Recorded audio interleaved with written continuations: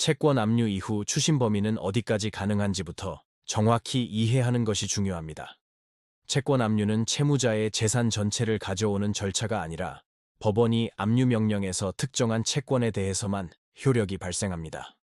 예를 들어 채무자의 급여, 특정 은행 계좌의 예금, 거래처에서 받을 미수금처럼 제3채무자가 채무자에게 지급해야 할 금전이 특정되면 그 범위 안에서 채권자는 직접 지급을 받을 수 있는 권리를 갖게 됩니다.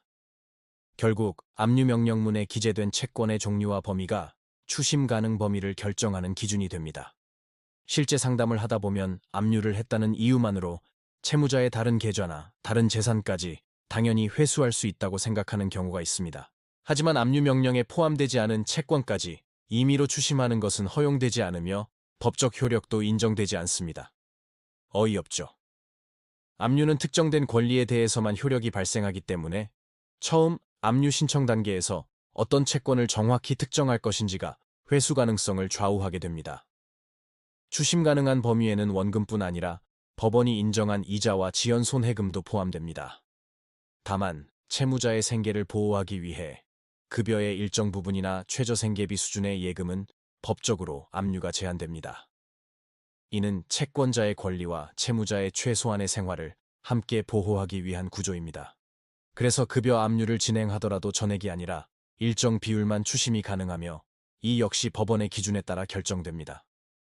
또 중요한 부분은 제3채무자의 의무입니다. 압류 명령이 제3채무자에게 송달되면 제3채무자는 채무자에게 지급해야 할 금전을 채권자에게 직접 지급해야 할 법적 의무를 부담하게 됩니다. 이를 무시하고 채무자에게 지급할 경우 제3채무자가 이중으로 책임을 부담할 수 있는 상황이 발생합니다. 말이 안 나오죠.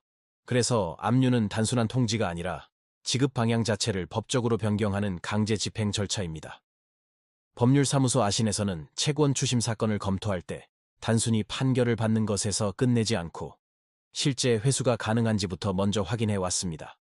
채무자의 재산 상태, 제3채무자의 지급 능력, 압류 이후 실제 추심 가능성까지 확인한 뒤 절차를 진행해 왔고, 이러한 기준은 민사 강제집행뿐 아니라 형사사건 이후 손해배상 회수, 부동산 분쟁, 출입국 문제와 연결된 재산 문제까지 동일한 흐름으로 적용되어 왔습니다.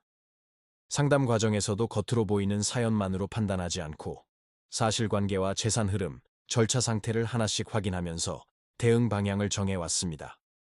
강제 집행은 단순히 판결 이후 시작되는 절차가 아니라 사건 초기부터 함께 설계되어야 실제 회수로 이어질 수 있습니다.